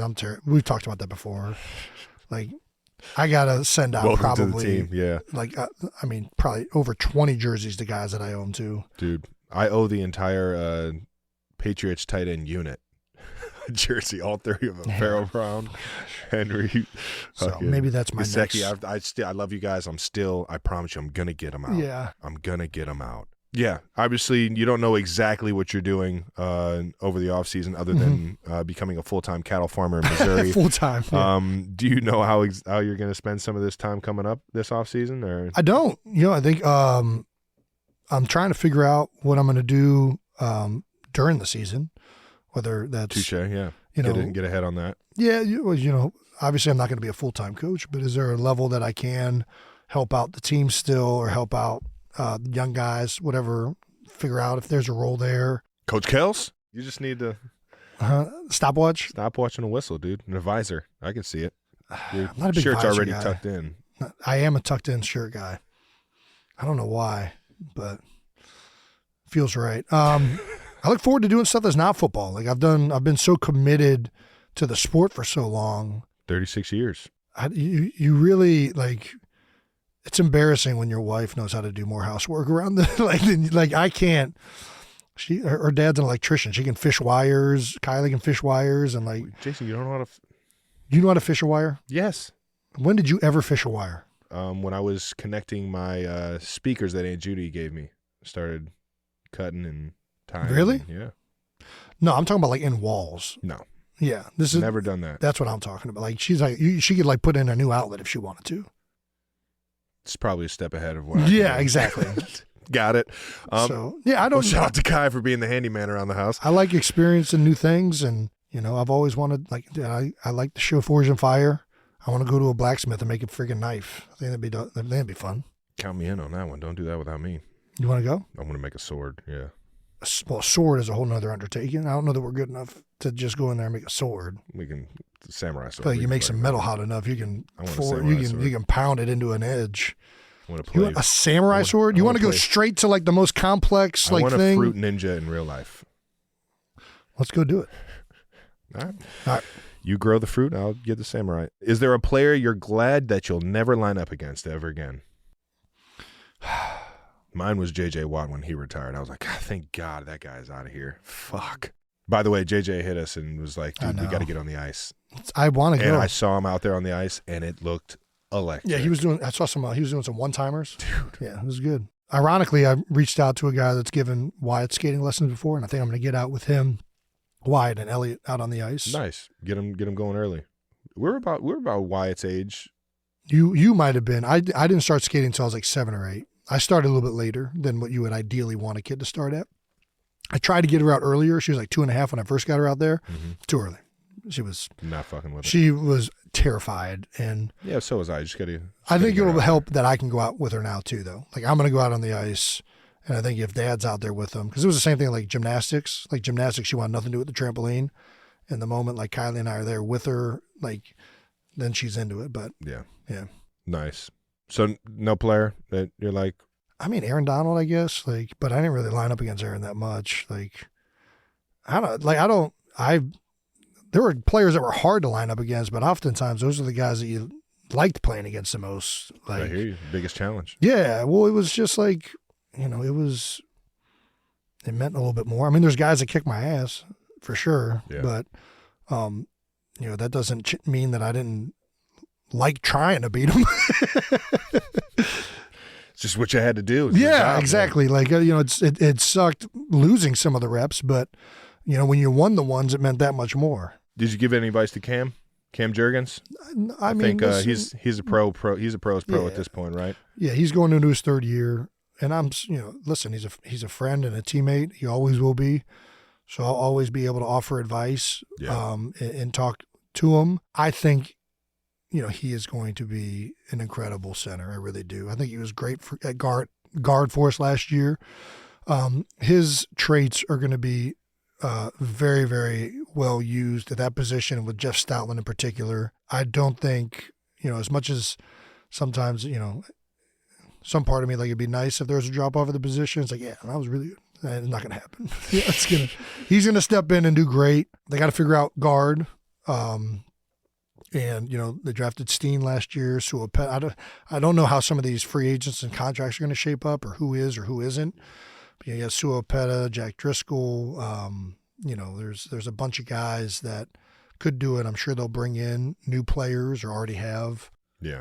There's still the draft to come up. So we'll see who ends up claiming that right guard spot. But the line is in very, very good shape. That's just the reality of it. And Cam's going to be a tremendous center. And barring anything happening, he'll be good for a while for the Philadelphia Eagles. Yeah, can't wait to see Cam step into the role, man. Yeah. On the list of your career achievements, though, I mean, where does this one rank? The Eagles misspelled your name when you got drafted on Twitter. Did you know this? No. Yeah, they when they announced the tweet of you getting drafted, the Eagles, #Eagles, select Jason Kelce, Kelsey, from Cincinnati with the 191st pick. Completely botched your name, and now you're the greatest player to ever play in the Eagles uniform. Where's that at? They know how to spell your name at least now. It's probably going to be on the stadium at some point. I firmly like that. Most of my career had to be earned, and I mean this. It is crazy how overrated I am. Shut the fuck dude. up. Listen to me, dude. You're so ridiculous. I'm not even close to the best Eagle in my time with the Philadelphia Eagles, like Fletcher Cox, Jason Peters, Lane Johnson. Away from any of them, dude. Just listen to me for a second. There are so many people that have meant more to wins and losses and have been better players. Maybe in the stat book. Not just the stat book. Like, I couldn't block Fletcher Cox one-on-one. Like, it's a legitimate thing. So it's that's fair. But I do know that the credit that I've gotten has been because of the work that's been put in. And they didn't know how to spell my name back then, but they know how to spell it now. And I like the fact that they didn't know how to spell it back then. Yeah. All right, so it's up there. Sweet. You had a great joke in your speech calling Darren Sproles 4'8". Sproles reached out to me. Yeah, he did. He reached out. He's like, God damn it, Kels. We love Sproles, man. He's 5'6", just for those of you. It's a roster height. Yeah. Roster height. Mighty Might. He's the best. Electric. Human highlight reel, man. And hypothetical, a team calls you, only wants you to come in on 4th and 1 and run the tush push. Would you sign that contract? No, I wouldn't do that. There was a piece. The one play you're like, fucking thank God I don't got to run that again. There was the idea of like, hey, do I just because I could probably still play a couple games. Like, do I just sit around and wait till playoffs start? Because a lot of guys do that, and more power to them. I hear you. But it's then you're like waiting either for an injury, either you're like waiting for somebody to get hurt. I'd have guilt. Exactly, or you're just gonna they're gonna pay me to be like a backup guy, and I'll get like another Super Bowl or just going into. Yeah, so for me at that point, I'm like, you know what? I want to be proactive and just completely go off. So that was something that I thought about, but definitely not doing it. And I look forward to getting skinny. We're going to get to that here in a second, I guess. All right. Well, if you could do it all over again, would you change it? Nothing. Not a thing. Not a thing. Not even this last year. I hear you. Well, I take that back. I'd take a Super Bowl for sure. But, Touché. Everything happens for a reason. I've been very, very fortunate with all of the teammates and coaches that I've had. And, I wouldn't have wanted to play anywhere else, be with anybody else. So I wouldn't change any of that. I might change, I'm not perfect. I've made plenty of mistakes that I, looking back, would have done differently. Or, I've been an asshole. I've been a jerk. This is the reality of life, right? And, I think overall I've been pretty good, but I think for the most part, there's always something you look back on and you're like, man, I could have been better there. 1,000%. So trust me. I know. No. I just didn't win the Super Bowl. All right, that does it for We Gotta Ask, but you don't have to answer. And lastly, there's been an outpouring of love from the Philadelphia community since you made the announcement, really from the entire world. And your teammate Darius Slay chimed in with an idea you're absolutely not going to love. But everyone else is so fucking on board with it. March 4th should be Kelce Day in Philly. The man is a true legend. Shout out to Big Play Slay. I'm on board, and I'm pretty sure Philly's on board. So it sounds like you have an official day, whether you like it or not. You know damn well I do not support made-up holidays. Slay should know at this point too, but I'm going to trick you into fucking having a beer randomly on every day of your life. You're not going to trick me. You just offer me one, on whether March, it's or every year, whatever day it is, for the most part. Yeah, I don't think we should do this for sure. Yeah, I think there should just be like maybe another mummers parade, not just on the first of the year, but the 4th of March, and everyone dress up as your mummer. As my mummer? As your Avalon String Band's mummer suit? Yeah, like have you ever seen those videos where everybody throws on the T-Rex suit? No. And runs? I think I know what you're talking about, actually. It's like the air inside of them. Yeah. Those are funny. Ah, man, a bunch of Jason Kelce's running around. Maybe a running of the Bulls? I've always kind of wanted to go to that. I mean, you went through a table. What else? What's next? Everyone has to run in flip-flops? You wouldn't touch a rhino. I'm not fucking getting in front of that thing. Fuck that. Well, dude, all you got to do, you don't got to outrun. You don't got to outrun it. You just got to outrun me. Hey, you already know. I'll go swimming with sharks as long as I'm not the only one in it. I can outswim somebody. Ceremonial keg stands. There's a whole bunch of stuff we can get into, and we will get into it. March 4th, officially Jason Kelce Day, Philly. No, it's not. Let's get this thing going. Mayor, sign it up. This is not a thing. Put it on paper. Moving on, it's time for some special retirement edition of No Dumb Questions, because there's no such thing as dumb questions, just a bunch of dumb people and a retired dumbass. All right, so No Dumb Retirement Questions is brought to you by Buffalo Wild Wings. Oh, wings, beer, sports. Let's go, sports bar. See, we do have rhythm. It's nice when there's not a delay on the stream. We do have rhythm. Still can't harmonize, though. Should we try? No, I'm stuffy. Go, you start.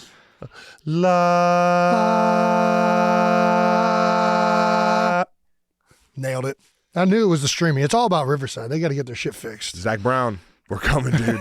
We're coming. We're on our way, dude. All right. From at Cornelia Last Gurley. Cornelia Last Gurley. Am I saying that right? Cornelius Gurley. Cornelius T. Gurley. Yeah, I think that sounds right. Cornelius Gurley. From wherever. Don't know where you're from. At No Dumb Questions, once you guys eventually retire, will you keep rooting for the teams you play for, or go back to the fans of the Browns since they were your OG team? Yeah, I mean, I'm a Eagles first and foremost. Yeah, and I'll probably still cheer a little bit for the Eagles. I mean, I've like I said, I've become a Philly sports fan myself in that regard. But. I think fans who haven't played, definitely my own wife, like there's I mean, listen, we are still Cleveland sports fans. I still cheered the Browns on, and I did it my entire career. Like, I'm always rooting for the Browns. There's a slight conflict when like the Eagles play the Browns every 4 years. Maybe if they ever go to the Super Bowl together, but that would be the only times. So it's not like there's some insane rivalry with the Cleveland Browns and Eagles. I hear you. So I can be fans of all three teams. Yeah. You know what I mean? And in my mind. It's still Eagles here. Like it's Eagles. It's got to be, yeah. Then until you retire, it's Chiefs. The moment you retire, it's probably Browns, then Chiefs. I respect it. Yeah. I respect it. But either way, those are the top three for sure. And then Bills. How about that? Coming out of nowhere. Dude, what? Something about lured that lake, me in. man. I'm telling Something you. about that lake, dude. Dude, they were so nice. Yeah, they were nice to you. Dude, they were so nice. I know that you guys saw maybe on social media. We were in a hostile environment. I didn't expect it to be nice. I'm just saying didn't expect it to be that. I mean, it wasn't like they were nice, but like they were still ribbing you. But that's like to be like expected. Yeah. You want a hostile environment. But I still we were getting buffalo wings at the Big Tree Inn.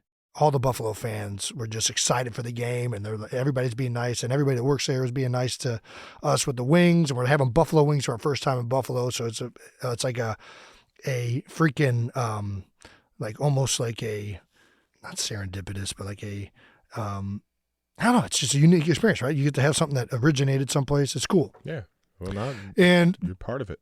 Yeah, I think they're an easy fourth at this point. Nice. From Analyzing Taylor. All right. When Jason is ready to talk about it, I'm interested if he's going to shed pounds in retirement since he won't have to maintain the caloric intake needed to play O-line. I was blown away by seeing Alan Faneca. Yep. Alan Faneca after playing, and he's running marathons, dude. Yeah, I'm not doing that. Dude, what? Dude, I don't know how Alan's doing it, but like I'm not running on pavement. I tried that already with the 5K. Touche. Not going to make a living doing that. My knees are already messed up enough. But there have been plenty of O-linemen that have kind of chiseled it down. Oh, I'm looking forward to that. So. Yeah, I'm gonna slim down. My goal is 250 right now. Well, this last week I got down to like 285 because I knew I was doing this. Yeah. And then I had cake like 3 days in a row. So there you go. That's nothing compared to what you're right. It wasn't just cake though. It was like I've been. You had a lot of naan last night. We did. Yeah. Well, not naan. Cracking. It was oh my gosh, what is that called? Bread? No, it's not pita. Dude, the only thing that thing was missing was some marinara sauce and some fucking something with the L, like some mozzarella and some lavash. Thank you. Yeah, whatever it was delicious. Yeah, it was great. I mean, listen, you're not going to beat Zahav, so. All right now. So there's different ways to do it, right? Like, I don't personally subscribe to doing extreme diets, like, going all the way vegan or all the way carnivore or like keto. My man Joe Thomas lost a bunch of weight. It's all keto, and he showed me his plan, and I'm like, dude, more power to you. But fuck no, I'm not doing that. Joe looks fucking great. Yeah, he looks fantastic, but it's not worth to me doing that the happiness you get from going over to Rita's and just chugging through those things. Like I can't do it every day, but I'm gonna still do that occasionally. So I downloaded like MyFitnessPal and just start tracking calories, and I feel like as long as I maintain my protein intake, so I keep my muscle, and just kind of limit the calories, you'll start to lose weight. So that's the plan. This guy's got a plan in place, and when Jason Kelce has a plan, it's fucking done with. That's right. And that was No Dumb Questions, brought to you by Buffalo Wild Wings. Let's go, Sports Bar. Before we wrap, we do have one special video message for you, Jason, just to end this thing with you bawling in tears. Right, because what's more special I know that guy. A lot of people reached out to the show wanting to share their congratulations. Let's take a look at those messages now. I'm so proud of you. Such an honor being your teammate. I'm so excited about what's next for you. As always, great speech. Everyone loved it. I'm sure you did. Some great with laughs, the grin. some tears, everything in between. Oh my God, you finally did it. Congratulations, Unbelievable career. You've always been an amazing teammate. an amazing friend to me, man. I really appreciate you. I can't say enough good things about you. Just wanted to say congratulations on your retirement. Thank you for being the greatest teammate that I've ever played with. You're one of the few teammates I ever had that was younger than me and I actually looked up to. It's the guy you are, man. The way you lead with your heart. What you see is what you get. I really think you're one in a million in that way. There are three words that come to my mind when I think of passion, legacy, and underdog. It's been a long, great ride, and I've enjoyed every moment that we've been able to share on that field. Jason, congratulations on your career. Hell of a run. Wish you the best in this new chapter of your life. Truly incredible career, man. I definitely do not miss lining up on the other side and having you point out exactly what blitz we're running, exactly where the pressure is coming from. You're too smart and too athletic. You don't get to have both. You got to choose one. From one girl dad to another. I'm super excited to watch your next chapter. 2017 still haunts me. Just the leader that you are, the competitor that you are. It's been a blessing just to watch you, do your thing. Congrats on such an amazing career. What a joy and a pleasure it's been to watch you compete, play the game the way you did all those years. Just wanted to congratulate you on a wonderful career. Hey, Jason, congratulations on your retirement from the NFL. Congratulations on your incredible football career. You did it the right way. You were a great teammate. You did it at the highest level. You did it for a long time. One of the great players at your position. So it's an honor to compete against you. And I have great respect for you for the way you carry yourself on the field and off the field. Jason. Diesel. One, I knew you was going to do it. Two, my brother, great career. Love you, love your family. As a diehard Eagles fan, man, it's been fun watching you all these years. Not just the football, your personality, just watching you and your family. Thank you for the Super Bowl. Look at all those kids down there at the Combine trying to be the next Jason Kelce. Good luck to them. It's not going to happen. Good luck to you, Jason. Congrats, man. You deserve all the accolades. What an amazing career. Now go enjoy being a dad, husband, full-time. Welcome to my life. Let me tell you what my life consists of. Nothing. Go outside, pick up that paper. I know you've never done that before. You have your wife fix your plate, make your own plate, wash your own dishes. You take out the garbage now. Welcome to my life, buddy. You have converted yourself into a regular man. Sitting in the stands at the Link in Philadelphia, watching you run out of the tunnel for the first time while hearing your name announced over the stadium speakers. I felt this vast wave of pride that came over me, knowing that all your hard work, determination, and persistence paid off for you to realize your dreams. Well, I imagine the prospect of retirement can be a little daunting, fear of the unknown and all that. I have no doubt that whatever it is you do, you will be successful. Because frankly, son, you don't know how to do it any other way. I've had the privilege to travel to the most amazing places. The city of Philadelphia will forever be proud of the young man they adopted back in 2011. I hope you're working on your pickleball game. I know we're talking a little smack about it. And also, your beer chug game. Nick, yeah! Still got it. I never usually get so famous and not change at all. Please don't change, bro. I love you. Thanks for everything. I wish you nothing but the best in your next life, brother. So thank you. I'm honored to call you a friend. I'm honored to call you a teammate. I just want to congratulate you on your retirement. You're already killing it on your podcast with your brother, your mom. Everyone's involved in everything. Good luck in the next chapter. Exciting things ahead for you, pal. Wish you the very best for the new beginning. Go ahead, get that gold jacket fitted. Me and Bo are going to need 2 tickets front row Canton. Give this boy a call sometime. We can hang out. From now on, you have 0 excuses not to come fishing. Let's get out on the ice together soon, or at least crack a few beers, man. I'm ready to roll whenever you are, buddy. Wait till I'm done with my job before you try to take it, all right? Don't come take my job, all right? I like what I'm doing. Don't steal it. You're going to be stealing money on television at some point. Good luck to you and whatever is next to come. I know you'll be great at it. Watching you living your life to the fullest has been the most fulfilling part of my life. Jason, congratulations on an outstanding career. Kudos, dude. And go Birds. That's pretty awesome. Congrats, big guy. Thanks, you deserve guys. it, man. Thank you. You want to close this thing out? That wraps up another episode of New Heights. Make sure you're subscribed on YouTube to the New Heights channel so you know when all the new episodes are coming out. We'll be back with a brand new episode next week. Listen, subscribe wherever you get your podcasts. Once again, New Heights presented by Wave Sports and Entertainment and brought to you by the all-new Experience Smart Money debit card. That's right, the debit card that builds credit without the debt. Get you one.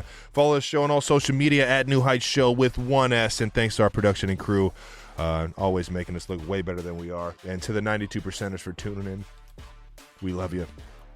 All right, enough of crying. We'll see you guys. I used all my tears up. I'm sorry, man. I've been crying all week. I got. You're catching clips. up. You're just catching up now. Everywhere. I got unlimited ammo over here. That was awesome, guys. Thanks for sending those clips in. Look forward to being able to hang out more. There we go. Peace.